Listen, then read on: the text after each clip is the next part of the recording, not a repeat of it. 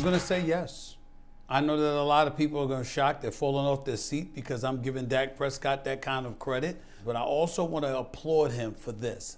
I want to applaud him for saying we shouldn't give a damn about what he's doing in the regular season. Lord help him if he plays lights out during this regular season and the Dallas Cowboys find a way to get themselves to the playoffs and then he goes to the playoffs and wet the bed. He won't hear the end of it. Not from first take. I can promise you that. But he deserves league MVP consideration right now. He couldn't just give the compliment. Couldn't just hand him the compliment. So bad. Right? That was Stephen A. yesterday on this show giving his thoughts on Dak Prescott potentially being the MVP. But Drew, as you heard, there was a little caveat to it. Nonetheless, Drew, what are your thoughts on what Dak Prescott has done so far? Do you agree with Stephen A.? Well, he said league MVP consideration, or is he saying the favorite for the MVP? Which one? I said league consideration. He's top two favorite. Top two favorite to be specific. Top two favorites, Drew. All right. I love the job that Dak has done this year, and I think we're remiss if we don't mention the fact that right before the season, they traded unquestionably the leader on defense, and so that I think that just put more pressure on him. But look, I think he's handled it incredibly well. He's done it with injuries to some of his playmakers as well. I think it's more so to me, it's not just the numbers, but it's the poise and composure in which he's done it. That comeback to beat the Giants, in years past, that would have been a moment where the Cowboys fell apart. They never would have found a way to win that game.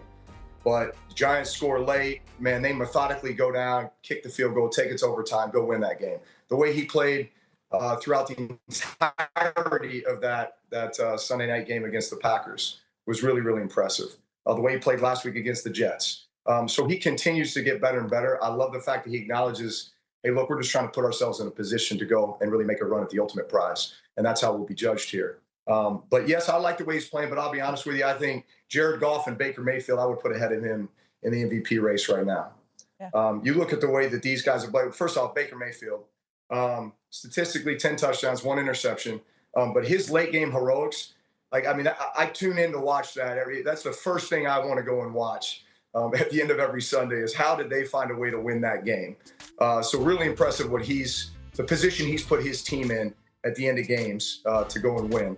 And then Jared Goff. I think Detroit just become so automatic now that we don't give them the respect that they deserve. Right. I know they had that week 1 falter against the Bears, but since then they've averaged 40 points a game in the last 4 consecutive games. That is hard to do, okay?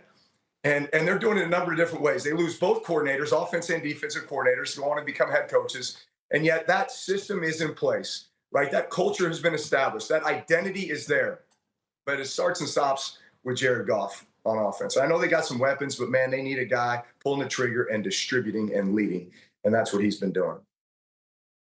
I agree with Drew 100%. Baker Mayfield to me is the MVP of the league right now. I think what he has been able to do and what he's been able to accomplish has been next level. Either five or seven different offensive line combinations. He had a center playing left tackle for 2 weeks. Still no Bucky Irving going out to Seattle against that great defense, lights it up. And to Drew's point about getting to the late game heroics, making it happen, making plays happen. But I'd be remiss if I'm not being truthful about why Stephen A. does what he does. So just so y'all realize, Drew, the setup of what he did, right? Kind of a backhanded compliment to Dak and kind of all this.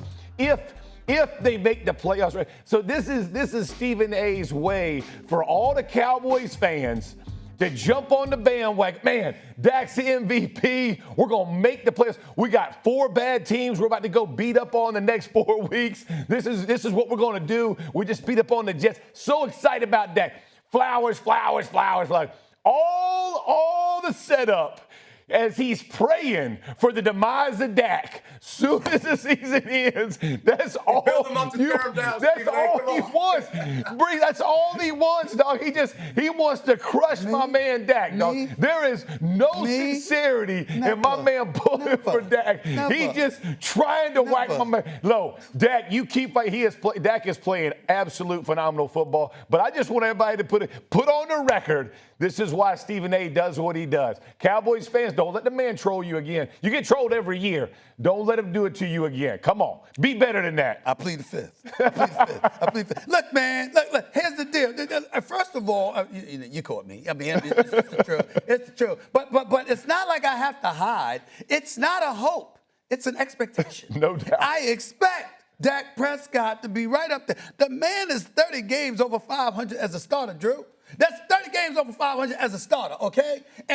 But the playoffs come. It's a different animal. It's a different animal. And we all know it. And by the way, Drew, CC, you can't relate. You sort of relate, but you can't. Because not only are you a Super Bowl champion, but you're a Super Bowl MVP, Drew. You understand? Do you know Drew Brees finished second in MVP voters 4 times? 4 times. You understand? So Dak right up there, and Drew can relate, except Drew got to the playoffs and then forget what he did to get to the playoffs. You understand? He actually emulated and replicated his performances come postseason time. We can't accuse Dak Prescott of that. Now, we will say this, because I am a fair-minded human being. I want the world to know this. I am fair-minded. Okay? You know shame. I know for a fact. I knew what he was doing. 4 starters from your offensive line. That's true. Down. Okay, not only, No listen, CeeDee Lamb. No CeeDee Lamb either. Yeah. And the brother's giving pep talks to the offensive lineman. You understand? He ain't trying to bribe them with watches. You understand what I'm saying? You understand? He's trying to give them pep talks. He's trying to motivate them. All right. And by the way, they show out without CeeDee Lamb, the brothers put up 77 points over the last 2 weeks. Yeah. So give credit where credit is due. Dak Prescott is no scrub. He can play. He's in the conversation, top 2 or 3 candidate, because we got to throw Daniel Jones in there for the Indianapolis Colts. As an MVP candidate, it's just that as we look forward, as we have foresight, as we prognosticate, we can also expect the plummet to arrive eventually. Great ones raise the level of play of those around him. And that's what Dak's doing right now. That's right. That's what he's doing. Right now, in October.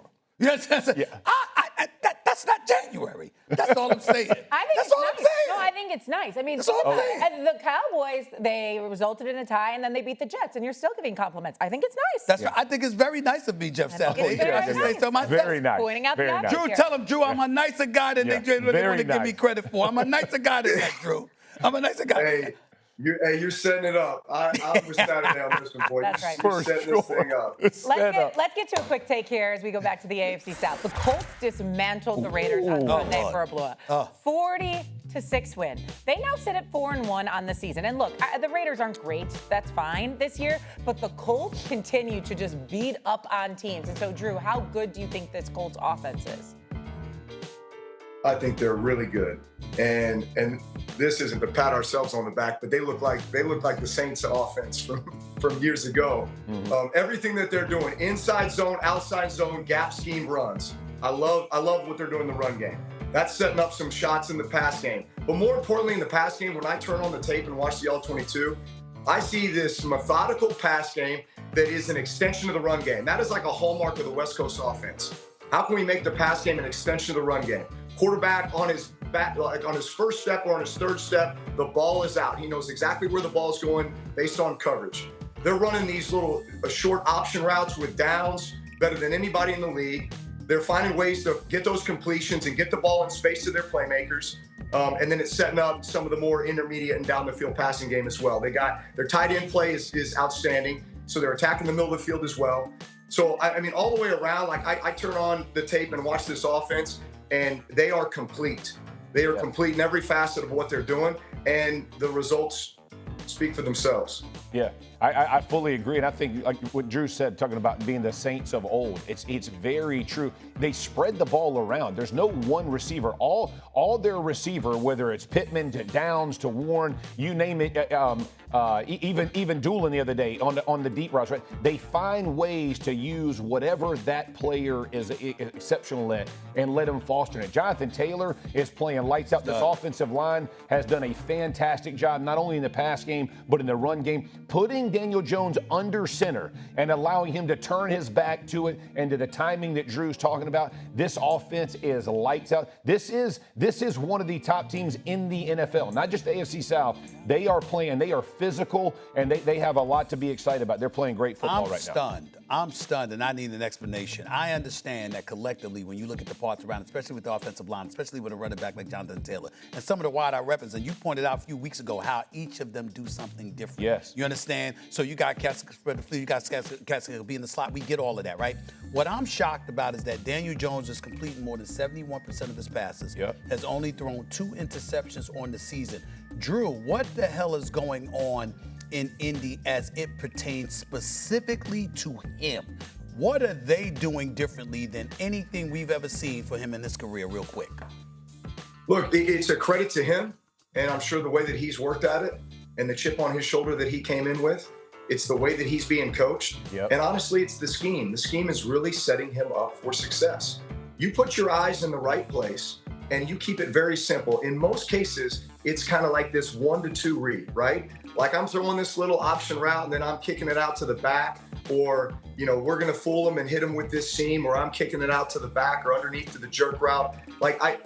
As I watch the tape, man, he is very much in rhythm. And so much of playing the quarterback position is just finding that rhythm for yourself and trying to keep it simple as well.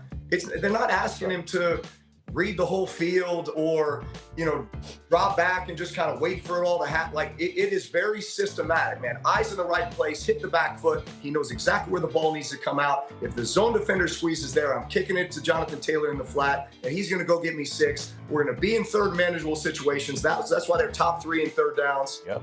And then that's going to result in points because you sustain drives. They're top 3 in points scored, and then they're taking care of the football. That's a formula for win. Yep. It's very buttoned up, and I hate to keep doing this. I'm usually a very positive person, but their wins have all come against teams that are combined 6-14. I'm just throwing that out. I must say, Shae, that on First Take, I'm usually the one being accused of such a thing. Yeah. You have been very negative. I know I have. Very negative. I mean, I must admit that. Everyone has been so positive My about tar that. heels, my Colts. I'm very I already shocked. got it. Drew's already questioning me about. He's talking about the Super Bowl when Drew crushed me. It's been a terrible. I'm not happy with the show. I have to keep it real. A lot of rose-colored glasses around here is all I'm negative pointing out. today. She really has. She really has. We got to go.